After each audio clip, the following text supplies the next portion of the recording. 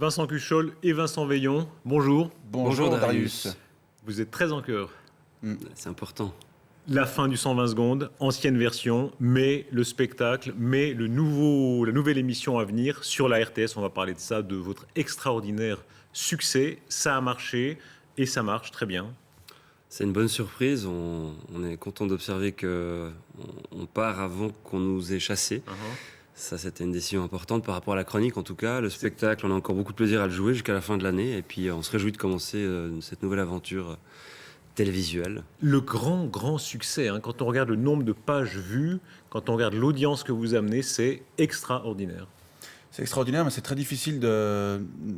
On a le nez vraiment dedans, Ouais. concrètement. Et donc, c'est difficile d'en sortir puis de te dire « Ah ouais, on est vraiment formidable ». Vous êtes très bon quand On même, est très c'est bon. ça que vous dites. Parce que le rythme est effréné. C'est vrai que ça ne s'arrête pas entre la radio et les spectacles. C'est physiquement très lourd, vous me disiez. Ouais. C'est assez, se lever tous les matins pendant 3 ans aux aurores, c'est en effet assez épuisant. Et puis, le fait de produire tous les jours... du contenu, en ayant la prétention d'être un petit peu intelligent.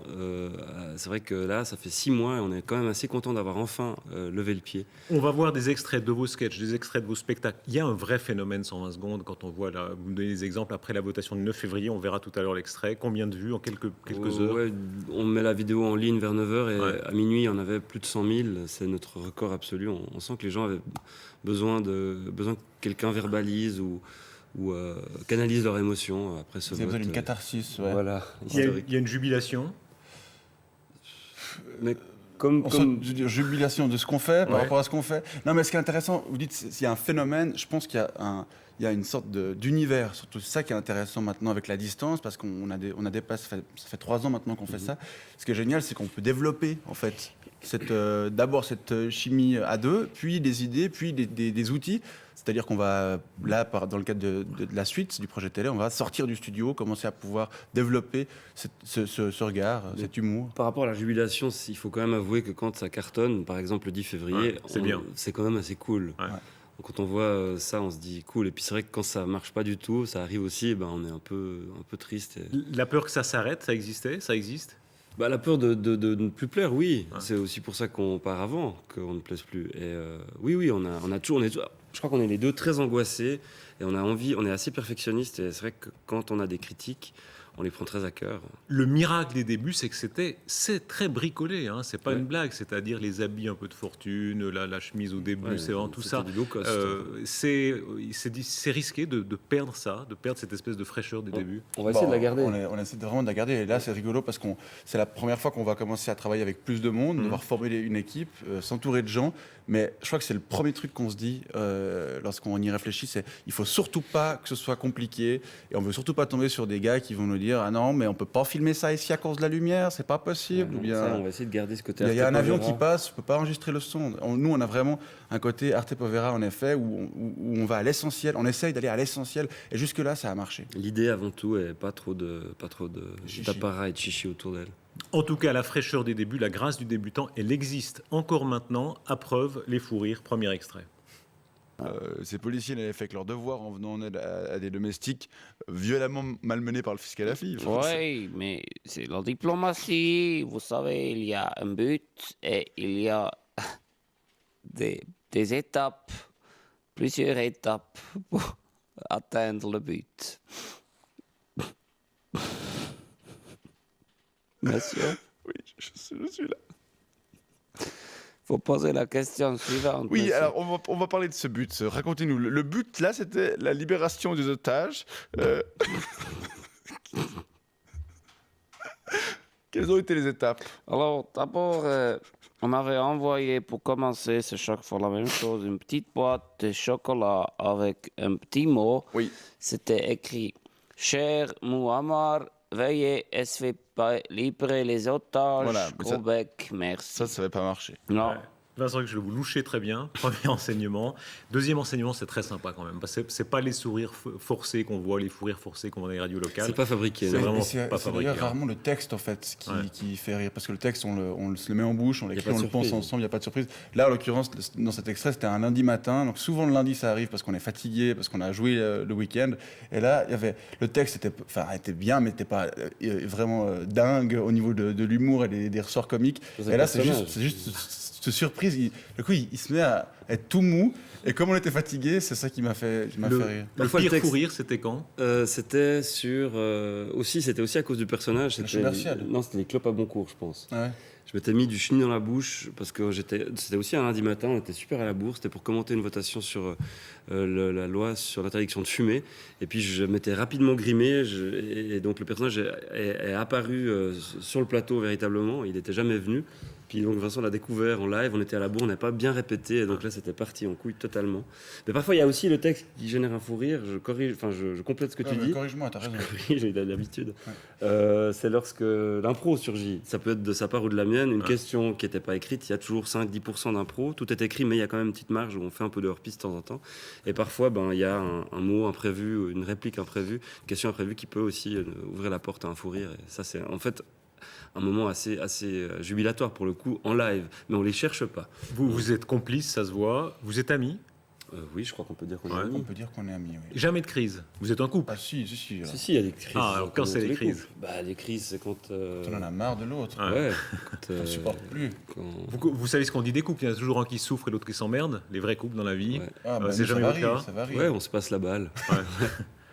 Non, Les, mais les ça comiques sont pas toujours sympas dans la vie. Hein. On C'est notre sait cas, on est dans pas les ça. archives que Fernandel, Louis de Funès, c'était pas des gens très très agréables. Vous êtes assez sympa dans la vie, apparemment. Merci. Je crois. Je Ouais. sais pas. Moi, je le trouve assez sympa dans la vie, en tout cas. Et moi, Le plus gentil Oui, des c'est deux. très sympa. le plus gentil, c'est clairement lui. Ouais. Ouais. Vous êtes Je un suis peu plus plus jeune, peau de moi, vache. je suis Hein. plus jeune, donc pour moi, je suis... Vous avez 10 ans de différence à peu 10 près. ans de hein. différence. Ouais. Ouais, ouais. Le plus doué, Chacun dans son c'est domaine. méchant comme question. Hein. Là, c'est un peu À vache. peu Ouais. près, 1, 2, 3. Lui. Toi, Le plus craintif. Ça, c'est un truc, je crois. Non, les deux. Ouais, ok, moi. Vous êtes très malin. Hein. Les sujets qui risquent de fâcher vraiment, vous les évitez. Par exemple, conflit israélo-palestinien, On en des a choses parlé comme une ça.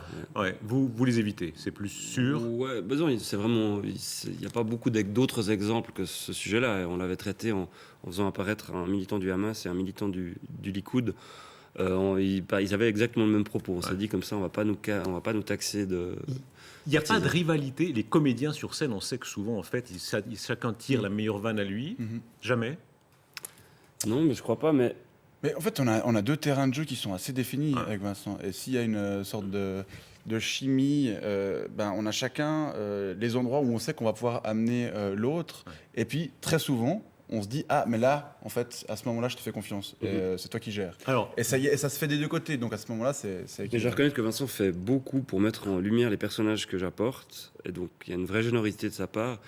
Et en effet, il a peut-être un peu moins de. Enfin, moi, je m'amuserais moins dans son rôle. Et puis, peut-être que tu y trouves d'autres éléments que moi, je cherche pas. Je pense que. Alors, Ce rôle, ouais, deux rôles bien définis. Ouais. Ça vous arrive d'en changer, c'est exceptionnel. Oui. On va Alors, voir un ouais. exemple. C'est arrivé une fois. Ensuite, ma femme m'a quitté, mon chasseur moucon est décédé, ça n'a pas aidé forcément. Hein. Donc, je me suis tourné vers l'homéopathie. L'homéopathie. L'homéopathie, notamment la Puerara lobata. Là, La Puerara lobata, c'est quoi? c'est une herbe traditionnelle chinoise, mais assez vite, j'ai eu tendance à la mélanger avec du jalepi, et patati et patatras. Ouais. Ouais. C'est la preuve que vous êtes très bons tous les deux Non, dans non, les deux rôles. c'était horrible. Moi, j'ai Pourquoi souffert. Mais parce que j'ai fait toute la matinale, Uh-huh. de 6h à 9h, et j'ai transpiré. Et là, j'ai reçu des messages de gens qui me disaient que c'était pas terrible. Donc, j'ai découvert qu'en fait, ce qu'il fait, c'est putain de dur. C'est un vrai métier. C'est un métier. Les accents, alors c'est un festival extraordinaire, avec un jeu d'acteurs. Par exemple, le suisse allemand, c'est une légende que vous parlez si bien. Hein. Vous Je maîtrisez parle pas. l'accent suisse allemand. Oui, c'est l'accent. Ouais. Et puis parfois, j'arrive à apprendre des phrases par cœur, mais en comprenant ce qu'elles veulent dire grâce aux bribes qui me restent du gymnase, où j'ai appris l'allemand comme tout le monde. L'accent vaudois, c'est un petit avantage. Hein. On sent le vaudois pur sucre. Bon, il Peut-être vient chez de vous. Verdon, alors je sais pas, c'est le Chablais dont je suis originaire et Verdon, c'est un peu deux zones reculées du Ouais. canton de Vaud. Je sais pas lequel est le plus fort. Oh, bah, je sais pas, on peut comparer. Faire une compétition. Pas toujours comparer, Darius. Ça. Ouais, vous avez une connaissance du terrain qui est extraordinaire. Les cantons qui ont le plus d'autodérision, c'est lesquels? Mais je crois que c'est le Jura et le Valais quand même. Ouais. Les Valaisans, alors les pages vues quand il s'agit du Valais, Ouais. ça cartonne. Ouais, c'est- Les Valaisans aiment bien la critique, ils contre-attaquent bien. Ouais. Non, ils aiment bien se faire moquer. Et les Jurassiens aussi. C'est surprenant parce que des fois, au début, quand on a commencé, on s'est dit, ouais, là, peut-être que les gens vont être vexés. Ouais. On fait des sketchs sur Reconvilier en disant que c'était le trou du cul du monde. Et ils acceptent. ils trouvent ça super. Et on a reçu des courriers, des paquets de pives, parce qu'il y a un personnage qui travaille dans une entreprise de pives. On a reçu 3 paquets de pives. Des gens, vraiment, avec des témoignages d'affection tout à fait surprenants et super agréables. La marque de fabrique, c'est que vous attaquez tout le monde, hein, vous critiquez tout le monde, tous azimuts. Évidemment, l'UDC fait partie des têtes de Turc. Extrait. Pourquoi vous avez lancé cette initiative? Bah, pour faire plaisir à Christophe, pour resserrer nos liens avec les autres partis d'extrême droite européens. Oui. Et puis pour montrer qu'il suffit d'avoir une chier de pognon et puis une bonne idée pour faire croire aux gens qu'on peut résoudre les problèmes qu'ils n'ont pas. Quand on veut foutre la merde, on y arrive et ça marche à chaque fois. Les minarets, l'expulsion des criminels étrangers, Oui. l'immigration massive.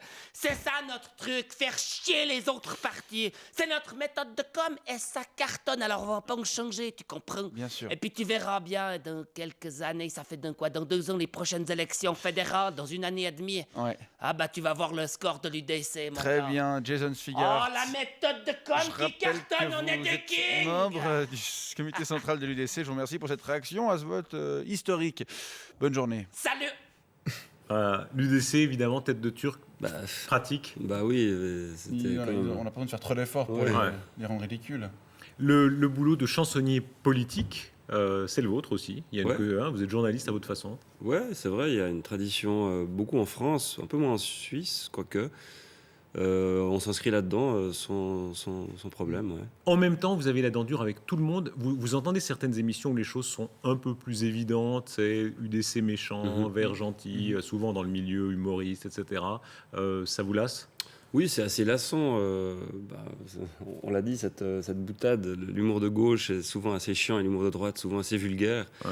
Et puis, si on arrive à ne pas être catalogué, c'est mieux. Je cite souvent l'exemple de Mixia Remix, qui lui n'est pas catalogué et qui est le plus talentueux des dessinateurs de presse, selon moi.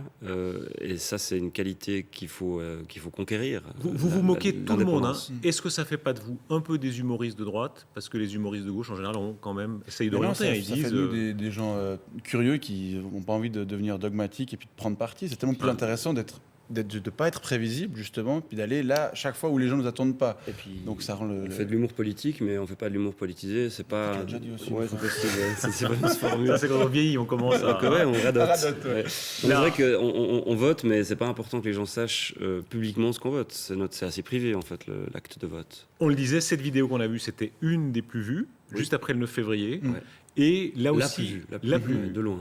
Signe que vous attaquez tout le monde, vous vous moquez de l'autre camp, c'est-à-dire les étudiants Les qui dommages se plaignaient collatéraux, ouais. d'Erasmus bloqué. Là aussi, on regarde.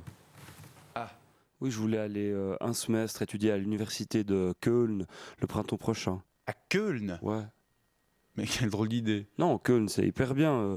L'université de Köln, elle dispose d'un institut d'études politiques qui est à la pointe en matière de recherche sur l'analyse comparée des théories sociopolitiques, sur la mobilisation et l'action publique dans les pays du Maghreb à la fin du XXe siècle. D'accord, parce que c'est ça votre sujet de prédilection? Ouais, j'aimerais bien faire mon mémoire de master sur l'influence des phénomènes de type NIMBY lors d'une élection complémentaire à la municipalité de la ville de Fès en 1998. Ah, c'est méchant. C'est du vécu. C'est du vécu, Oui. ouais. Vous en connaissez beaucoup des comme ça? Bah non, mais j'ai fait sciences politiques, donc Ouais. j'ai vu passer des mémoires, des titres de mémoire, des rallonge. déconstructions, d'une reconstruction, enfin bon, voilà, des titres, des choses qui sont sans doute jamais lues. Un gramme de populisme, ça aide dans l'humour? Évidemment, Ouais. évidemment. Et il faut C'est un s'arrêter métier- comme dans le c'est un métier journalisme. public. Ouais, Bah merci, oui. merci beaucoup, Non, mais- cher Vincent. Bah, quand vous faites Ouais. la une du matin, Darius, Ouais. vous n'êtes pas insensible, Vous êtes forcément. gentil, ouais. Et quand est-ce qu'on s'arrête? Quand est-ce qu'on se dit un gramme trop loin dans le populisme? C'est très je crois que c'est très naturel. Ouais. Et surtout, on a la chance d'être deux, donc on s'auto-check tout le temps. Ouais. Et du coup, on arrive à... Ouais, merci.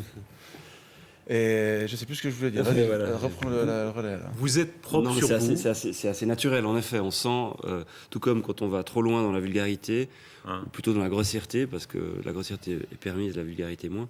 Mais c'est assez évident, ça nous saute aux yeux. Tout comme quand on est trop populiste, potentiellement. Le côté bien dégagé derrière les oreilles, etc., propre. Alors vous êtes carrément caporal à l'armée. Hein. Ouais. Vous J'ai rendu mon barda en 2005. Ouais. Alors quand on fait votre portrait psychologique, on lit un peu les interviews de vous, vous détestez la négligence, Oui. vous êtes un homme d'ordre, tous les préjugés de l'humoriste un peu Olé, olé. bordélique, bohème, etc., il n'y a rien de ça. Hein. Vous voyez ce que je vis au quotidien. C'est dur. Hein. Ouais, bon, bah voilà, j'ai des défauts. Ouais. Beaucoup. Mais oui, j'aime bien. Mais ça, c'est en fait quelque chose qu'on partage, la rigueur et puis l'exigence. Et puis c'est pas génial d'être négligent. Enfin, le travail bien fait, c'est quelque chose qu'on c'est un défaut. Mais c'est ça qui fait aussi qu'on a pu réussir à travailler ensemble. On va vite se retrouver. Parce que si on n'a pas les mêmes exigences en termes de travail, assez vite, on se dit ok, fais ton truc de ton côté et ça marche, tant mieux. L'armée, ça vous a appris quoi? Ça m'a appris plein d'accents. Ça m'a appris à découvrir l'humanité. Un concentré d'humanité parce que voilà, on côtoie des gens qui n'ont pas du tout le même profil socioculturel, qui n'ont pas la même origine géographique. Ça fait un cocktail assez génial. Et quand on y passe en plus 4 mois et qu'on les voit au sortir du lit et au coucher, on passe 18 heures par jour avec eux. On a vraiment le temps de s'imbiber de toutes ces personnalités. Vous êtes super intello, hein. Vous êtes directeur de collection, teinture d'historien, etc. Vous dites parfois que vous abaissez à notre niveau de gens de médias et de... Non, ça vous arrive pas? Non, pas du tout. Mais quelle horreur. Non, pas du tout. Non, je suis pas super intello. Je suis curieux, enfin, on partage ça aussi, mais je me sens pas être je n'ai pas l'impression d'être un intellectuel. Le politiquement correct, ça vous irrite? Ben oui, mais c'est lié à ce que vous disiez avant sur le fait d'être prévisible ou pas, de prendre parti. Il faut essayer de plus possible de se sentir libre et de rester libre. Alors ça vous arrive de taper très précisément, exemple les Femen, hein, c'est souvent, les journalistes disent elles sont tellement décalées, sympas, etc. Vous êtes assez dur à leur égard. D'accord. Alors, la seule membre de votre mouvement qu'on a vraiment entendu sur les événements en Ukraine, c'est l'une de vos leaders, Ina Shevchenko, qui s'est improvisée commentatrice des événements de Maïdan pour différentes chaînes de télévision françaises. La télévision française. Cyril Hanouna, Ardisson. Yann Barthès, Morandini. D8, TF1, Énergie 12. Voilà, vous aimez bien les médias. Oui. Mais est-ce que vous avez le projet de retourner en Ukraine pour participer à la reconstruction de votre pays ou pour vous impliquer dans les choix importants qui vont devoir être faits? Non, Ukraine, froid. Média pas efficace. La France, Suisse, mieux. Ici, pas révolution. Ici, plus argent. Ici, meilleur photographe. Et plus fromage. C'est très féroce, hein. C'est très vrai, très féroce. On peut saluer la prestation de Franck Mater et Julien Dauquin, qui sont deux collègues de Couleur 3. Qui partagent cette qualité d'avoir des seins. C'est ça. Mais surtout, c'est vrai que par rapport au mode de fabrication, là, on leur demande vous êtes dispo, venez, ouais, ok, viens. Et tout est très spontané. C'est ça qui fait Là, que c'est plus tarte à la crème. Je suis pas sûr que ce soit hyper féroce, comme vous dites. Je pense que c'est plus l'occasion de se déguiser en femme et de se tatouer, et de singer en effet ces personnes qui sont très exposées médiatiquement et de s'en moquer. Et qui sont surtout tout le temps très sérieuses, très noires, très dures, à crier. Et là, c'est drôle de les faire passer un peu en dérision. Vous le rappeliez, vous jouez nu aussi dans le spectacle, enfin nu jusqu'à la ceinture. Jusqu'à la ceinture. C'est assez particulier, c'est pas si facile que ça. Les comédiens disent tous se dénuder, ça fait partie de ce non? Il y a beaucoup de danseurs contemporains qui se mettent vraiment tout nus sur la scène. Complètement. Non, là, c'est juste que c'est pratique comme costume. Il n'y a qu'à juste enlever ce qu'on a. Et comme quand on a fait le tour de tous les costumes dont on avait besoin. J'ai un peu de la peine avec cette phrase. Hein. Pourquoi tu ris? Parce que j'arrive pas à finir ma phrase. Mais respire, panique, aide-moi. Non, mais alors, une fois qu'on a fait le tour de tous les costumes, on se dit tiens, un valaisan, métalleux, qu'est-ce qu'il pourrait porter? Rien. Voilà. Vous êtes comédien, hein, c'est un métier. Vous l'avez appris comment? Moi, je l'ai appris en fréquentant les cours de l'école Serge Martin à Genève pendant 3 ans. Voilà. Ça vous a servi vraiment, ça? Oui, bien sûr. Il y a des choses techniques qui s'apprennent. Après la pratique, le quotidien aussi fait qu'on avance. Et Vincent l'a appris plutôt de cette manière-là. Moi, je pense que je suis d'abord quelqu'un qui fait de la radio. C'est ça mon métier de base. Mais il est devenu comédien. De manière empirique, j'apprends un petit peu avec le vieux. L'avenir, c'est le spectacle qui continue, qui va continuer, Jusqu'en notamment décembre, à Paris. ouais. Et puis l'émission, on va voir, exemple de ce que vous commencez à faire notamment, c'est le personnage de Reto.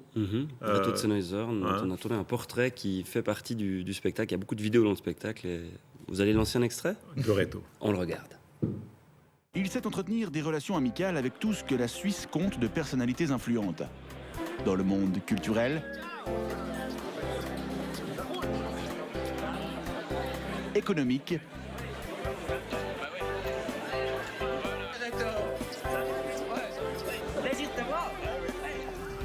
ou politique.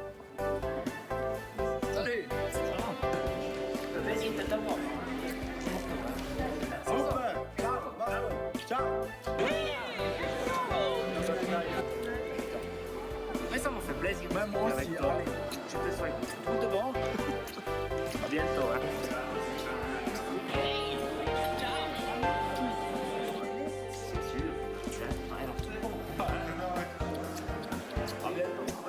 Reto de Sennheiser, un Suisse qui compte et sur qui l'on peut compter pour que la Suisse compte. Voilà, c'est le goût de votre spectacle, 120 secondes présente la Suisse. C'est ce qui aura lieu aussi à Paris. Oui, alors on va un petit peu adapter le contenu parce qu'il y a des références qui sont peut-être trop helvétiques. Je pense à une métaphore qu'on fait de l'initiative Weber. Alors ça, si on n'a pas les références, ça passe tout droit. Donc on va faire un peu de réécriture et puis, mais par contre le propos sera le même, à savoir présenter une carte d'identité de la Suisse, sa géographie, son histoire, ses institutions, son système économique. À nos amis les pauvres français. C'est génial par ça de prendre le risque d'aller là-bas. Enfin, nous, cette mise en danger, elle est super bienvenue puisqu'ici le spectacle marche bien, les gens ont encore envie de venir. Et là, on va un peu vers l'inconnu et ça nous fait du bien. Les humoristes, c'est souvent des miroirs de la Suisse. Hein. Il y a eu Zouk, il y a eu François Sylvain, il y en a eu tant d'autres. On se dit, voilà, vous êtes une Suisse un peu plus branchée, entre guillemets, urbaine, etc. Ça vous dit quelque chose quand on dit ça ou ça n'a aucun sens? Bah oui, c'est vrai. C'est très dur de s'auto-analyser, mais c'est vrai qu'on aime bien aller boire des bières en ville, à Lausanne. On est un peu bobo, oui. On est un peu bobo. On a un petit côté bobo. Ouais. Quand on dit fier d'être Suisse, vous êtes fier d'être Suisse? Vous nous avez déjà posé cette question bon à ce même endroit. Ouais. Je suis pas Et sûr. la réponse était on peut pas vraiment être fier d'être Suisse. Puisqu'on n'y est pour rien. On n'y est pour rien. C'est le hasard. On est né ici, de manière... Mais vous vous sentez Suisse à quel moment? Un peu tout le temps, mais est-ce qu'on est... Moi, je me demande si je me sens plus lausannois que vaudois, plus vaudois que suisse, plus suisse qu'européen. Pas vraiment de réponse, ça dépend des périodes, ça dépend des sujets, ça dépend des états d'âme. Mais oui, on est suisse, il n'y a pas de honte à l'être, il n'y a pas de fierté particulière non plus, c'est un fait. Nouvelle émission, ce sera quand? À partir de... Du 15 janvier. Enfin, du 15 janvier. Début janvier. Ouais, début janvier. Le jour. Chaque semaine? Voilà, et il y aura peut-être des choses qui ressemblent à ce qu'on a vu à l'instant, puisqu'on va sortir de notre petit studio de radio et aller tourner notamment des faux reportages autour de l'actu toujours. On va continuer à parler de l'actu. On va faire une sorte de faux magazine d'actu. De la semaine écoulée. Il y avait des précédents, il y avait le Fond de la Corbeille. Actuellement, il y a beaucoup d'émissions d'humour chez chaîne française. Qui est-ce qui vous fait rire? On va pas citer de référence, mais il y a plein de gens qui font des belles choses, notamment, il y a toujours l'exemple du Petit Journal, évidemment, quoi qu'il fasse pas énormément de sketch, on va faire sans doute plus de sketch qu'eux.